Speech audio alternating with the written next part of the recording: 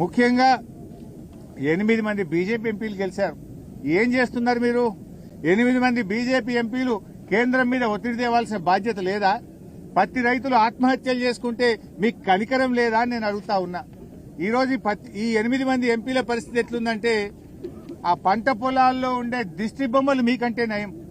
కనీసం ఆ దిష్టి బొమ్మలన్నా ఆ కోతులు రాకుండానో, అడవి పందులు రాకుండానో, పక్షులు రాకుండానో ఆ దిష్టి బొమ్మలు పనిచేస్తాయి. మీరేం లాభం? 8 మంది ఎంపీలు గెలిచి ఒక్కసారి నోరు విప్పరు, పత్తి రైతుల గురించి మాట్లాడరు, కేంద్ర ప్రభుత్వాన్ని ప్రశ్నించరు. ఇక 8 మంది కాంగ్రెస్ ఎంపీలు గెలిచిండ్రు. ఎంతసేపు కేసీఆర్ ను తిట్టుడు, బీఆర్ఎస్ ను తిట్టుడే. మీరు ఎన్నడన్నా పత్తి రై ఎందుకు గొంటలేరు అని పార్లమెంట్ లో 8 మంది కాంగ్రెస్ ఎంపీలు నిలదీశారా? ప్రశ్నించారా? కాంగ్రెస్ ప్రశ్నించదు, బీజేపీ అడగదు.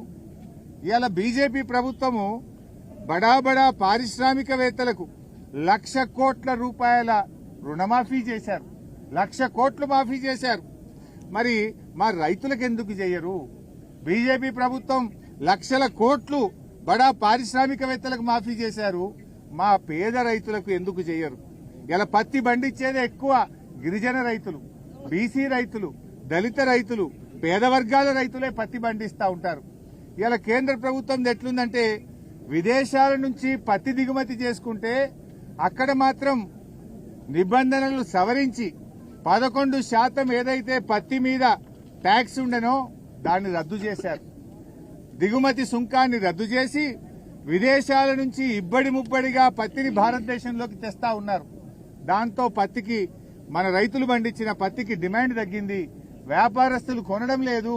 8,100కు అమ్మాల్సిన పత్తి వ్యాపారస్తులు 5,000-6,000కు కూడా కొంటలేరు. ఏమైందయ్యా అంటే మోడీ గారి ప్రభుత్వం విదేశాల నుంచి పత్తిని తెస్తా ఉంది. దిగుమతి సుంకాన్ని రద్దు చేసింది బీజేపీ ప్రభుత్వం. అందువల్ల పత్తికి డిమాండ్ లేదు, మేము కొనలేము అని వ్యాపారస్తులు చెప్తా ఉన్నారు.